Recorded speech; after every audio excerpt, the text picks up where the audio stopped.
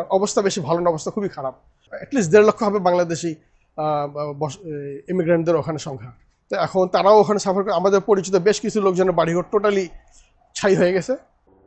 The largest of the raging Los Angeles, the Palisades fire on the city's western edge was reportedly heading. Fires shifted direction on Saturday, San Fernando Valley foothills. It is that have ripped across LA County since, killing several people and destroying thousands of 1,000 acres, or 54.5 times the land area of 7 neighboring states. The federal government and Canada have rushed to aid California, beyond those who lost their homes, for the next 6 months. Remained without power, and millions. অবস্থা বেশি ভালো না, অবস্থা খুবই খারাপ।